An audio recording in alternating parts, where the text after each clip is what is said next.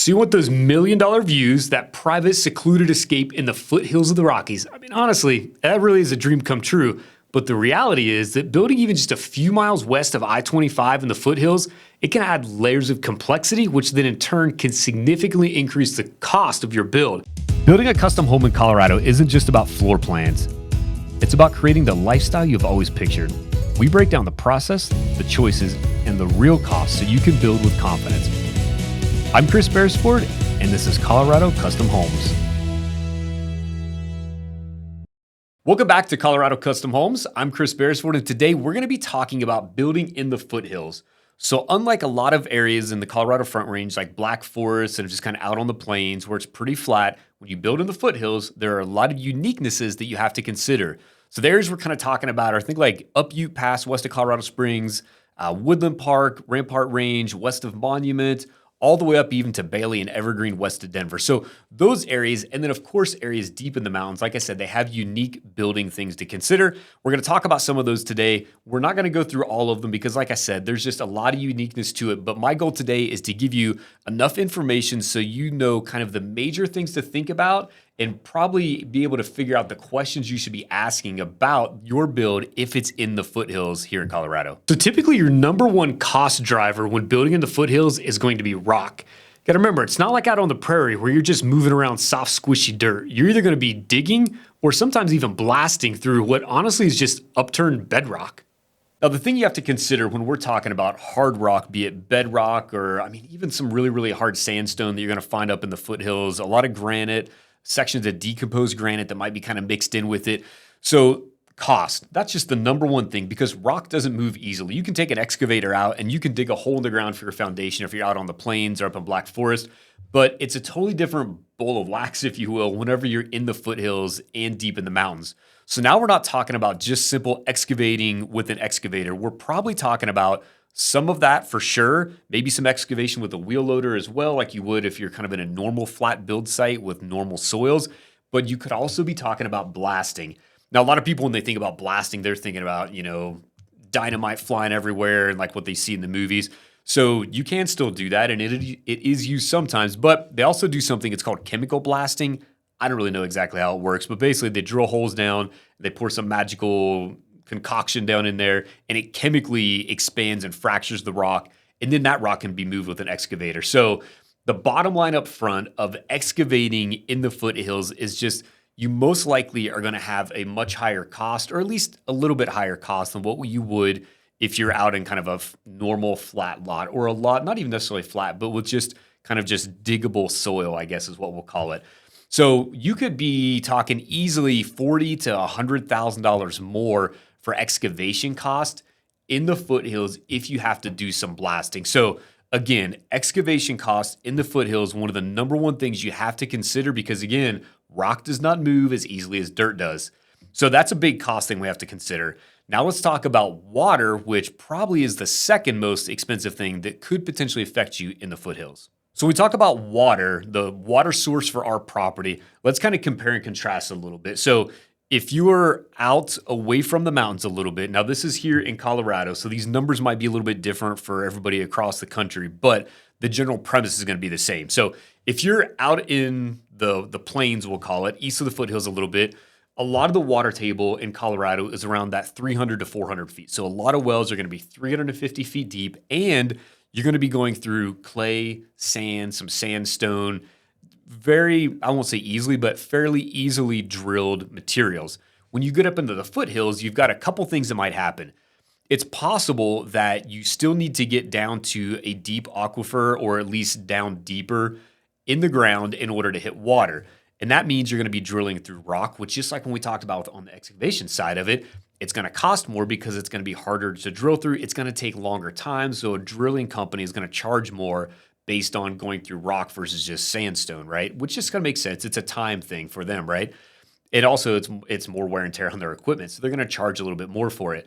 So that you might be drilling through harder material, more difficult material to drill through. But another thing you might see is you may not be drilling down into an aquifer. You may be just drilling down into the rock and they're going to sink that well casing down until you get enough water that flows into the well casing. Remember, water's going to go the path of least resistance. So all those little tiny cracks that are in between the layers of rock, as that surface water goes down into the ground, it's going to migrate through those cracks, and eventually it's going to fill that well casing that you've put down on the ground.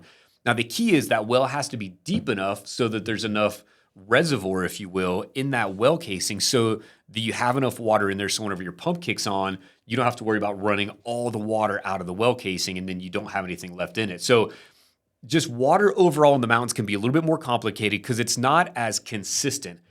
Out on the Front Range, we know, hey, I know that almost all these wells are 350 feet, and in this huge, massive area, there's this big aquifer underneath there, and I know that I'm going to hit water when I get to a depth around this range, and I got a pretty good feeling if I'm in that aquifer of what the flow rate's going to be, so I know I have good flow for my water. I know I have plenty of water, and I'm going to have good water pressure. A little bit different when you're up in the mountains. You might have a lot lower water pressure. Maybe your flow rate's going to be a little bit less.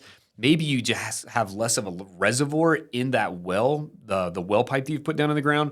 So you have some other systems you might have to install to make sure that you maintain good water pressure and you don't run out of water. So when we're in the foothills and we're thinking about water, which is critical no matter where you're at, they always say that a lot's pretty much useless if you can't find water on it. So just remember, extra costs when you're building in the foothills versus out on a kind of a normal lot, not in the mountains. Your water drilling costs are most likely going to be much higher, and you may have some other systems or components that you have to put in place to ensure that whenever you get done with your custom build, you have good water pressure and you have plenty of water for when that family of 5 or 6, everybody's taking a shower at the same time. Nobody likes to hit the cold water. Now, here's a tip that is going to help you. You're not going to be able to predict the cost perfectly, but it'll kind of give you an idea of what you're going to be looking like whenever it comes time to drill your well. Just most states have some type of online service. So for here in Colorado, it's a Colorado Water Resource Division website. You go to their website and you can look up any well in the state and you can do it on a map. So there's map and GIS data that you can look at and you can kind of figure out, okay, here's where my lot is that I'm going to build on. Let me look at all these wells on all these neighboring parcels. Now, sometimes if it's in a really rural area, you may not have a lot of people super close by to you. But even if it's, 40, 50, 60 acre parcels and there are houses around, that's probably going to give you at least a pretty good idea of the depth of well that you're going to be looking at. So that secluded feeling that you want when you build in the foothills, it's going to come at a little bit of a cost, and that cost is often access. So whenever you build, I'll say, a normal custom home in a normal area, maybe out east of Colorado Springs or wherever you're at in the country, it's kind of a normal flat lot. Maybe you have a 100-foot driveway. It's easy to push the dirt, no big deal. But whenever you're building up in the foothills, you probably have an exact build location on that lot picked out. That's how most of us are. Like you bought the lot because you wanted the views from a certain vantage point, whatever it is. And a lot of times to gain access to that specific build site, it's not as easy as just pushing in a flat 100-foot long driveway. So the things you have to consider are how much am I going to have to do any blasting? Just like with the foundation build, whenever I'm moving dirt to put the driveway in, am I going to have to blast rock? Can I just doze the rock out of the way? Am I going to have to put in switchbacks? So is the hillside so steep that you can't just go straight up it? You're going to have to do some switchbacks to get to the top. And that can kind of introduce other things you need to consider, like future grading problems you might have, ditch work, culverts for water drainage. All that stuff is super important because when you build this, however many millions of dollar home potentially in the foothills, you want to make sure that 5 years down the road, your driveway is not washed out or your car is constantly sliding off the driveway in the snow and ice every single winter. So not only just excavation and grading cost, but also if those hillsides get too steep, you might need to put in some retaining walls. And when we talk about retaining walls of this magnitude, we could be using maybe like Magnum Stone or Versalock, some product that's heavier, larger stones that can get really, really expensive really fast. So just keep that in mind because what happens a lot of the times is not all, but some builders might just give you a base line item. Or maybe if you're shopping some builders or kind of trying to get a rough idea of your budget, you might just have a line allocation that says whatever for a driveway. Say it's $10,000 for a driveway, which would be common to have just a small allocation for the driveway. But whenever you're talking about the driveway things that we just mentioned in the foothills, you could easily add $50,000 to $100,000 in cost just for your driveway that's not thought about or not planned for in your budget from the very beginning. All right, consideration number 4 when we're talking about building in the foothills, it's got to be wildfire. at least here in Colorado and a lot of Western states, I would say pretty much all Western states from the Rocky Mountains out to the coastal California area, wildfire risk is a huge, not point of contention, but it's just a huge issue in building right now today. And one of the main reasons is, other than we don't want our houses to burn down, is insurance costs has went through the roof. So, you always hear about Florida hurricanes or Gulf Coast area hurricanes and insurance rates. Well, out west, it's the exact same thing right now because of wildfire. So insurance companies are super, super hesitant to insure, and they're really hesitant to insure luxury custom homes because of the price point to rebuild those homes can be a little bit nebulous, right? I mean, it might be only a year different, and it might be several $100,000 more potentially to rebuild that house. So what do we need to do? We need to just consider wildfire risk mitigation whenever we're building in the foothills.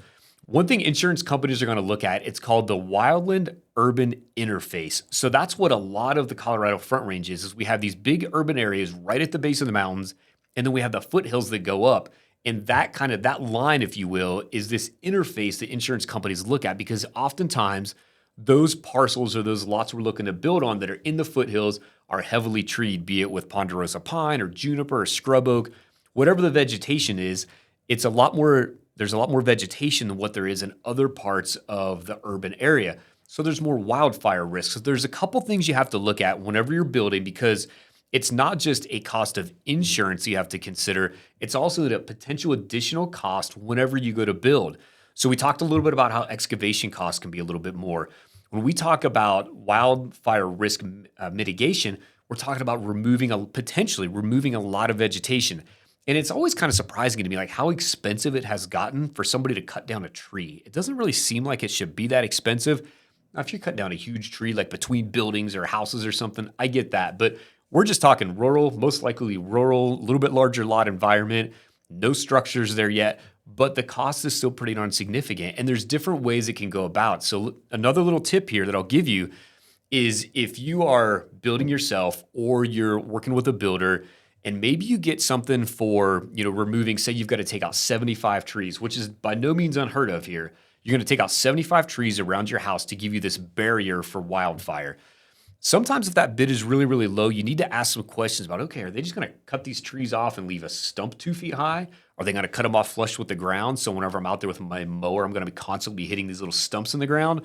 Or are they going to cut them off like 3 feet tall and then take an excavator and push those stumps out of the ground and remove those stumps? Or are they just going to take those stumps and go try to bury them on your property somewhere?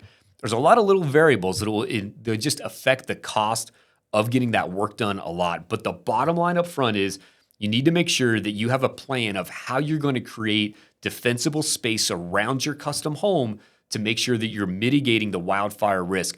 And there's several entities out there. Some are governmental agencies, or some are kind of, nonprofit third parties that provide information and pamphlets on this. And they talk about 3 levels of defensible space. So right up against your house, it's nothing that's combustible. So you can have rock around your house, no trees, no branches hanging within this area, kind of almost clear cut. And that's not real far, maybe 30 feet.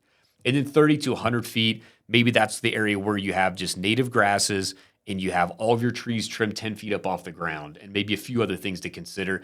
And then past that, then it's just, you don't have to trim the trees as much, but you don't leave like dead branches laying all over the place. So there are certainly things in place that you can do that will help you whenever it comes to the insurance cost, but those things will cost you whenever you build the house. So it's one of those kind of like hidden costs that a lot of people don't think about whenever they go to build in the foothills, that you really don't have to worry about that much when you're building on a lot in town. Building your dream mountain retreat is absolutely possible. It just requires some upfront planning for a few additional costs.